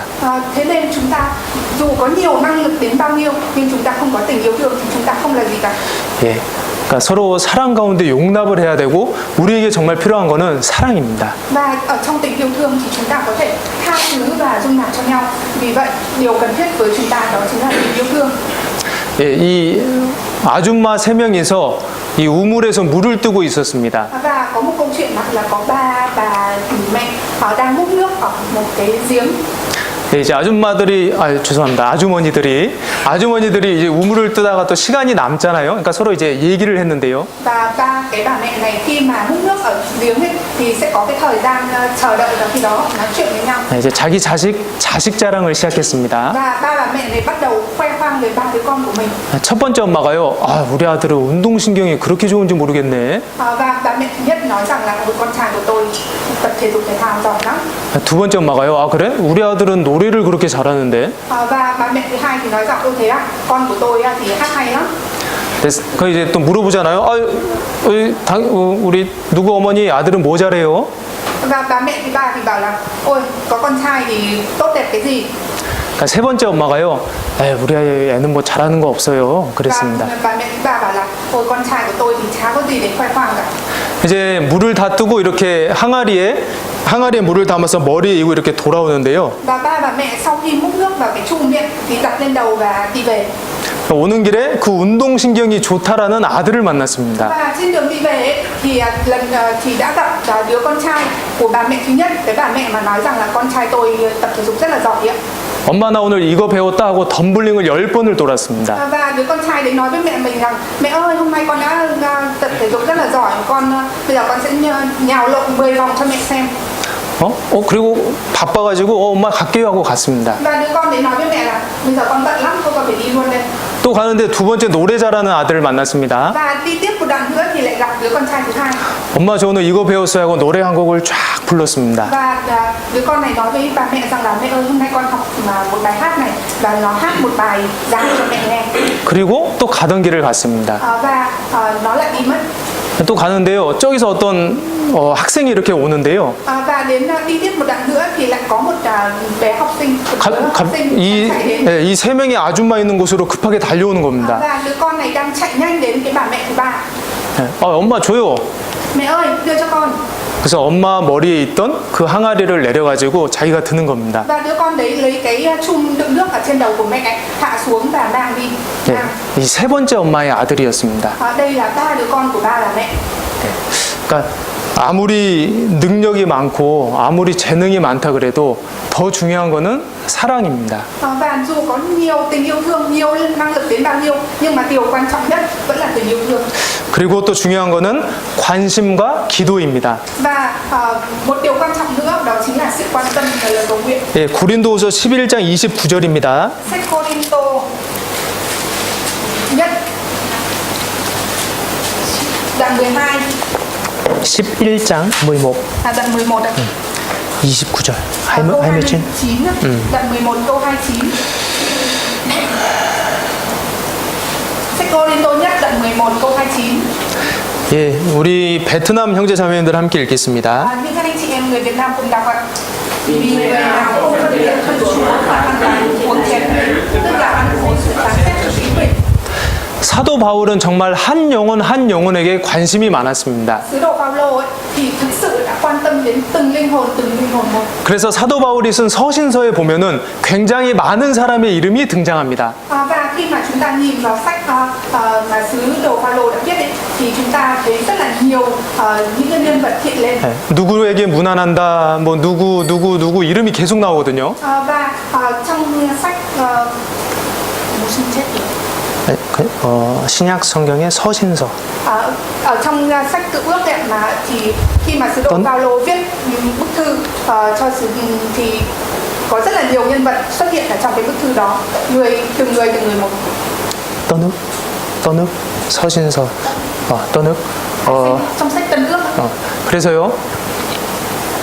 이름만 기억할 뿐만 아니라 그 사람들이 어떤 수고를 하고 뭐를 하고 있는지도 잘 알았습니다. Không chỉ ở đây sứ đồ Phaolô không chỉ biết tên của người đó mà còn biết rõ rằng người này làm gì, là vất vả vì điều gì. 네, 그래서 뭐 어떤 수고를 하는 누구, 더 수고를 하는 누구, 뭐 하는 누구 관심이 정말 많았습니다. Và sứ đồ Phaolô ấy có rất là nhiều sự quan tâm đến những người đó, bởi vì sứ đồ Phaolô biết rõ rằng người này làm điều gì, người này vất vả vì điều gì và người kia vất vả hơn vì điều gì. 아마 굉장히 친절하게 대하고 서로 이렇게 더 관심을 가지고 다가갔던 것 같아요. Có lẽ rằng là sứ đồ Phaolô đã rất là quan tâm, đã đối xử rất là quan tâm đối với những anh chị em đó. 뿐만 아니라 떨어져 있을 때는 항상 그 영혼들을 위해서 기도했습니다. Và cái việc mà biểu hiện cái sự quan tâm ấy, đó là khi mà chúng ta ở cùng với nhau thì chúng ta đối xử với nhau bằng sự niềm nở, sự tử tế. Và khi mà chúng ta không ở với nhau ấy, thì chúng ta sẽ cầu nguyện cho nhau. 네, 그래서 신약 성경 그 서신서 시작할 때 보면 내가 너희를 위하여 항상 기도함은, 내가 너희를 위하여 항상 간구함은, 이 표현이 계속 나오거든요. Và ở trong sách Tân Ước ấy, thì luôn luôn có biểu hiện rằng ta sẽ cầu nguyện cho con, ta sẽ cầu nguyện vì anh em. 예. 성도들을 위해 이 관심이 멈추지 않았습니다. Ở đây không cộng đồng Phaolô không bao giờ ngừng nghỉ cái việc mà quan tâm đến anh chị em. 관심은 우리가 이렇게 서로 만나고 이렇게 교제할 때는 친절로, 멀어져 있을 때는 안 보일 때는 기도로 표현을 해야겠습니다. Và sự quan tâm được biểu hiện là sao ạ? Khi mà chúng ta ở cùng với nhau thì chúng ta sẽ đối đãi với nhau bằng sự niềm nở và sự tử tế. Khi mà chúng ta ở cách xa nhau thì chúng ta sẽ cầu nguyện cho nhau. 그런 우리가 친절과 기도로서 이렇게 서로를 대할 때 조금 주님과 멀어져 있는 그분들이 주님 안으로 이렇게 들어오실 수 있고 그분들을 통해서 우리가 하나 될 수 있습니다. Và khi mà chúng ta biểu hiện sự quan tâm bằng sự niềm nở và lời cầu nguyện thì những anh chị em đó sau này sẽ quay trở về hội thánh và trở thành một với chúng ta. 구원은 받았지만 이 교제 밖에 계시는 분들은 우리와 진정으로 아직 하나 되지 못했잖아요. Nhưng anh chị em đã nhận được sự cứu rỗi rồi, nhưng bây giờ đang rời xa hội thánh thì không thể nào trở thành một với chúng ta được. 그러니까 사도 바울의 말처럼 애타하는 마음, 정말 그 한 분 한 분에 대한 관심 그리고 사랑으로 대해야겠습니다. Và sứ đồ Phaolô thì đã đối đãi với các anh chị em mình từng người một bằng sự quan tâm. 만약에요, 갑자기 우리 한결이가 사라졌다. Ví dụ như ở hội thánh của chúng ta mà đột nhiên mà bé Han Kiên đã biến mất thì sao? 갑자기 한결이가 사라지면 교회 전체가 난리가 날 겁니다, 진짜. Nếu mà bé Han Kiên đột nhiên biến mất thì có lẽ là cả hội thánh của chúng ta loạn hết cả lên.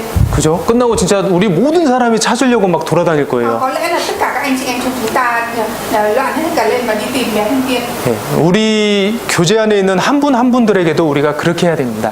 Và chúng ta cũng phải làm như thế với những anh chị em mà bây giờ không có mặt ở đây. 어떤 이유로 교제에 지금 안 보이는 분들 계시죠? Cũng có những anh chị em vì cái lý do nào đó mà không có mặt ở đây. 그 애타하는 마음을 가지고 관심과 기도로서 어떻게든 교제 안으로 인도하게끔 해야 되겠습니다. Và chúng ta phải mang theo cái tấm lòng thật sự quan tâm đến anh chị em đó để làm sao dẫn dắt các anh chị em đó quay trở về với hội thánh, quay trở về với buổi thông công. 그리고요, 그래서 우리가 그렇게 하나 될 때 정말 우리 안에 하나님이 역사하십니다. Và khi mà chúng ta trở thành một ấy, thì khi đó Đức Chúa Trời sẽ làm công việc của mình. 하나 될 때 정말 우리가 큰 힘을 발휘할 수 Và 있습니다. khi mà chúng ta trở thành một ấy, thì Đức Chúa Trời sẽ ban cho chúng ta cái sức mạnh rất to lớn. 이 말 한 마리가 끄는 무게를 100이라고 한다면요. Nếu mà cái sức kéo của một con ngựa là một ý, thì sao thì 그럼 두 마리가 끌면 200을 끌어야 되잖아요. ví dụ như cái sức kéo của một con ngựa là 100 thì sức kéo của hai con ngựa sẽ là 200. 근데 200이 아니고 한 350 이상 끈다고 Thế nhưng 합니다. mà nếu mà buộc thêm một con ngựa nữa vào thì cái sức kéo lúc đó có thể là hơn 200, có thể là 300, có thể là 400. 세상에서도 같은 목적을 가지고 같은 목적을 가지고 같은 방향으로 갈 때 큰 힘이 나는 것을 볼 수 있습니다. Và kể cả ở trên thế gian này, với những nếu mà có cùng một mục đích, cùng phương hướng thì cũng có thể tạo ra cái sức mạnh rất là to lớn. 주님 안에서는 더욱 그렇습니다. Chúng ta ở trong Chúa, chúng ta càng phải hơn thế nữa. 왜냐하면 우리가 하나 돼야 주님이 그 가운데 역사하시거든요. Bởi vì chỉ khi nào chúng ta trở thành một ở trong Chúa thì lúc đó Đức Chúa Trời mới làm công việc của mình. 예, 잠언 30장 보겠습니다. Sách Châm ngôn đoạn 33, đoạn 30.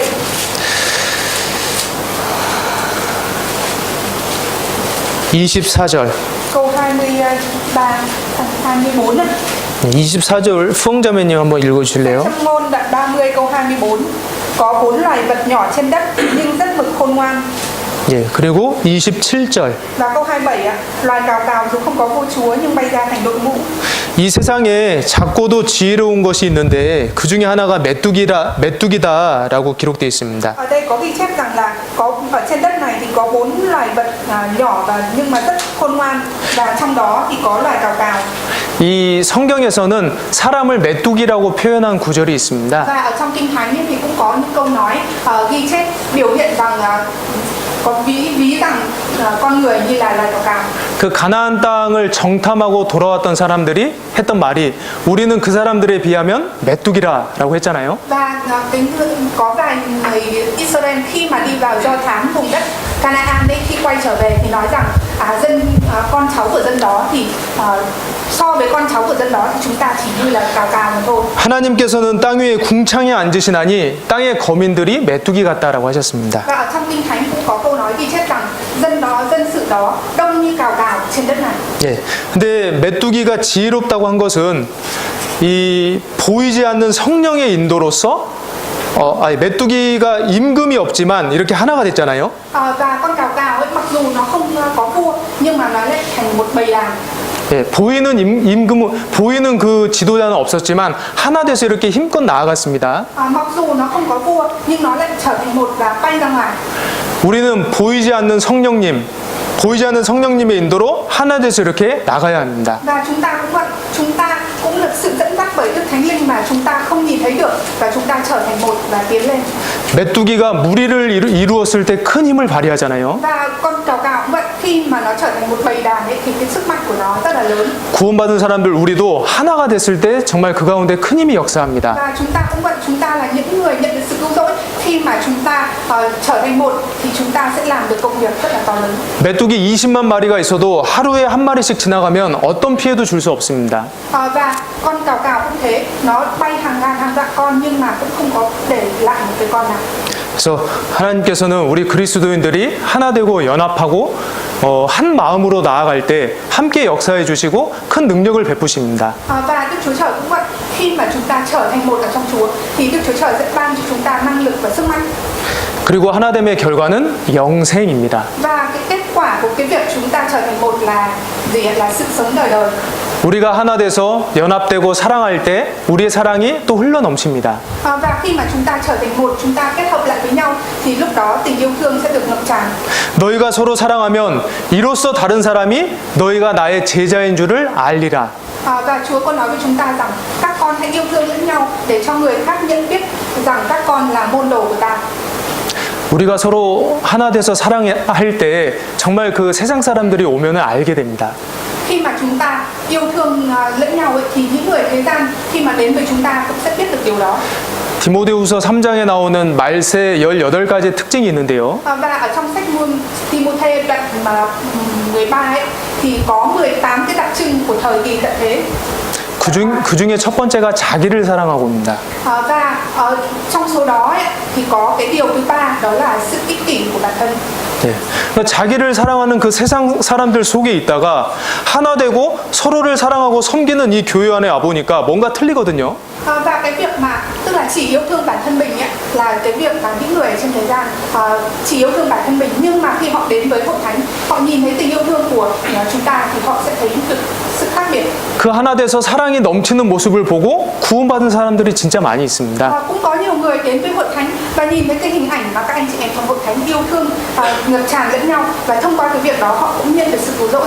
아, 저 처음에 교회 왔는데 여긴 진짜 좀 틀린 것 같다고 그러면서 마음이 확 열려가지고 말씀 듣고 구원받는 사람들 많거든요. Cũng có rất là nhiều người khi mà đến với hội thánh thì thấy rằng những người ở đây thật sự là khác, yêu thương lẫn nhau, và thông qua cái điều đó họ mở rộng tấm lòng của họ ra, đón nhận cái lời của Chúa và nhận được sự cứu rỗi. 예, 시편 133편입니다.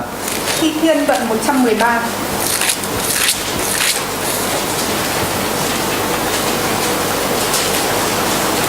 시편 133편 Đoạn 133, Thi Thiên đoạn 133, 1절. đoạn 1 ạ. 형제가 연합하여 동거함이 어찌 그리 선하고 아름다운고. Thi Thiên đoạn 133 câu 1. Kìa anh em ăn ở hòa thuận với nhau, thật tốt đẹp biết bao. 그 연합하여 동거함이 아름답다고 했는데 연합해서 동거함, 연합함의 결과가 마지막에 나와 있습니다. 이 연합함의 결과가 3절에 나와 있습니다. 연합 kết quả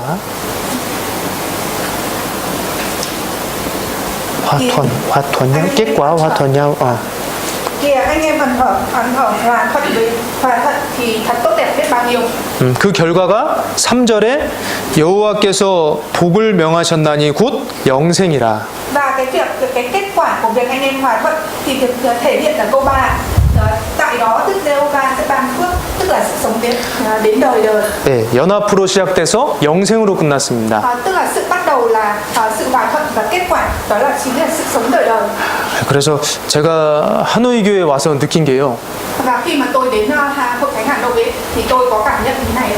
네, 우리 하노이 교회 성도 형제자매님들이 정말 가깝고 서로 사랑해 주시고 정말 이렇게 마음이 좋으신 것 같아요. Và tôi đến hội thánh Hà Nội và tôi cảm nhận rằng các anh chị em hội thánh Hà Nội rất là gần gũi với nhau và rất là yêu thương nhau, rất là quan tâm đến nhau. 네, 그래서 저희가 좀 조심해야 될 부분들은 조금 더 조심을 하고요. 우리가 더 이렇게 하나가 되어서 우리를 통해 정말 많은 영혼들이 구원을 받아야겠습니다. Và vì thế nên tôi rất là mong muốn rằng hội thánh Hà Nội sẽ trở thành một, và thông qua cái việc mà chúng ta trở thành một thì có nhiều người nhận được sự cứu rỗi hơn. 예, 우리는 하나 돼야 됩니다. Chúng ta phải trở thành một. 지금은 영적 전쟁 중입니다. Bởi vì chúng ta đang ở trong một cuộc trận chiến về linh hồn. 예, 상대편 이 적들은 벌써 하나가 돼 있습니다. Bởi vì sao? Bởi vì thế lực thù địch với chúng cũng đã trở thành một rồi. 우리가 하나 되지 못해서 우리가 하나 되지 못할 때 그 피해가 엄청납니다. Và khi mà chúng ta không trở thành một thì cái thiệt hại mà chúng ta phải đón nhận rất là to lớn. 천하보단 귀한 영혼이 이루어질 수 있습니다. Bởi vì chúng ta có thể mất đi một cái linh hồn mà còn quý giá hơn cả thiên hạ. 반대로 우리가 하나 되면 천하보다 귀한 영혼이 구원받을 수도 있습니다. Nói một cách ngược lại, nếu mà chúng ta trở thành một thì cái linh hồn mà còn quý giá hơn cả thiên hạ đó sẽ nhận được sự cứu rỗi. 그래서 하나됨을 깨트린 것들을 조심해야겠습니다. Thế nên chúng ta luôn luôn phải cẩn thận để với những cái điều mà phá vỡ cái việc mà chúng ta trở thành một đó. 네, 그래서 말을 조심해야겠고요. Và chúng ta tức là chúng ta phải cẩn thận trong lời ăn tiếng nói. 그리고 서로 겸손해야겠고요. Chúng ta cũng phải khiêm tốn lẫn nhau. 서로 용납해야겠고요. Chúng ta phải tha thứ và bỏ qua cho nhau. 관심과 기도로서 서로를 더욱 이끌어줘야 Chúng 되겠습니다. ta phải gìn giữ nhau bằng lời cầu nguyện và sự quan tâm lẫn nhau. 마치기 전에 제가 그 몇 년 전 그 생명의 빛이라는 우리 교회 책자 있잖아요. Và trước khi kết thúc thì tôi muốn giới thiệu về một cuốn sách, đó là sách Ánh sáng của sinh mệnh. 거기에 나왔던 시인데요. 제가 한번 읽어드리겠습니다. Và ở đó thì có xuất hiện một bài thơ và tôi sẽ xin đọc cái bài thơ đó. 이 제목이 담쟁이인데요. Và đề mục của nó là cây thường xuân. 예, 이게 한국 시인데 베트남 분들에게 얼마나 이렇게 좀 잘 번역이 되고 우리 한국인들처럼 이게 탁 마음에 들어갈지는 잘 모르겠네요. Đây là bài thơ của Hàn Quốc nên là không biết là thông dịch sẽ như thế nào để cho cái bài thơ này có thể đi vào được tấm lòng của các anh chị em như thế 예, nào. 우리의 그 하나된 모습, 우리의 하나된 신앙생활의 모습이 잘 나타낸 것 같아서 제가 한번 읽어드리겠습니다. Đây là cái bài thơ mà biểu hiện về cái việc mà chúng ta trở thành một ở trong Chúa, nên tôi sẽ đọc cho các anh chị em bài thơ này. 담쟁이, Cây thường xuân. 제가 일단 다 읽을게요. 네. 저것은 벽, 어쩔 수 없는 벽이라고 우리가 느낄 때 그때 담쟁이는 말없이 그 벽을 오른다. 물 한 방울 얻고 씨앗 한 톨 살아남을 수 없는 저것은 절망의 벽이라고 말할 때 담쟁이는 서두르지 않고 앞으로 나간다. 한 뼘이라도 꼭 여럿이 함께 손을 잡고 올라간다. 푸르게 절망을 잡고 놓지 않는다. 저것은 넘을 수 없는 벽이라고 고개를 떨구고 있을 때 담쟁이 잎 하나는 담쟁이 잎 수천 개를 이끌고 결국 그 벽을 넘는다. Cây thường xuân bức thường chống trải đằng kia, cây thường xuân lặng lẽ ôm lấy, chẳng một giọt nước cũng chẳng một sự sống, chỉ là một bức tường của sự tuyệt vọng mà thôi. Thường xuân thì cũng chẳng vội, bám lấy tường và lặng lẽ lao lên, một gang tay thôi nhưng vươn nghìn tay bám lấy. Thường xuân kia phủ xanh ngắt không chịu buông, tường kia cũng chẳng kịp xuông, lặng lẽ quay đầu nghĩ rằng chẳng thể ngã. Lá thường xuân cứ lặng lẽ xanh tươi, một lá, hai lá rồi nghìn lá, bám lấy nhau quyết không thể rời. Tường kia tưởng chẳng chịu khuất, lá kéo xuống tường cũng phải sập thôi. 예, 굉장히 저도 마음에 와닿고 마지막에 그 담쟁이 잎 하나는 담쟁이 잎 수천 개를 이끌고 벽을 넘는다. Và đây là cái câu mà để lại trong tấm lòng của tôi đấy, là đâu là một lá, hai lá, nghìn lá bám lấy tường và sau đó kéo xuống là tường bị đổ sập. 예, 우리가 하나 될 때 주님께서는 우리를 이끄시고 어떤 어려움, 어떤 절망, 어떤 힘든 상황도 건너가게 하실 겁니다. Và khi mà chúng ta trở thành một ở trong Chúa, được sự dẫn dắt của Chúa, thì dù trong hoàn cảnh khó khăn hay là cực nhọc đến bao nhiêu thì chúng ta cũng có thể vượt qua được. 예, 그래서 하나 되는 우리 하노이 교회를 위해 또 기도하고요. 마치겠습니다. Và tôi sẽ cầu nguyện để kết thúc. 하나님 아버지 감사합니다. Chúng con rất là cảm ơn Cha là Đức Chúa Trời của chúng con. 주님의 그 크신 은혜와 사랑으로 저희 하나 되게 해주심에 감사드립니다. Chúng con rất là cảm ơn Đức Chúa Trời bởi vì tình yêu thương của Đức Chúa Trời mà chúng con đã trở thành một. 하나 된 저희를 통해 주님께서 큰 능력을 베풀어 주시길 원합니다. Chúng con mong muốn rằng thông qua việc chúng con trở thành một, Đức Chúa Trời ban cho chúng con sức mạnh to lớn. 정말 주님의 능력을 날마다 경험하는 하노이 교회가 되길 원합니다. Chúng con mong muốn rằng chúng con trở thành hội thánh mà ngày ngày được trải nghiệm về năng lực của Đức Chúa Trời. 저희가 하나 될 수 있도록 도와주시고 Xin Chúa giúp đỡ để chúng con có thể trở thành một. 저희가 서로를 위해 더욱 이해하고 기도하고 사랑할 수 있도록 도와주시옵소서. Xin Chúa giúp đỡ để chúng con sống vì nhau, cầu nguyện cho nhau và yêu thương lẫn nhau. 또 오늘 주일 주님 이 안에 또 교제 안에 못 오신 분들 계십니다. Và ngày hôm nay tất cả những anh chị em cầu nguyện lên Chúa đều ở trong Chúa. 어디 계시든지 그 마음과 생각을 지켜주시고 또 주 안으로 교제 안으로 하루속히 돌아올 수 있도록 도와주시옵소서. Anh chị em giờ này dù có ở nơi đâu, nguyện xin Chúa hãy dẫn dắt để các anh chị em dù ở nơi đâu cũng ở trong Chúa và hướng về Chúa. 이 모든 말씀 예수님 이름으로 기도드렸습니다. Và chúng con thành kính cầu nguyện nhân danh Đức Chúa Giêsu Christ. 예, 찬송가 249장입니다. 예.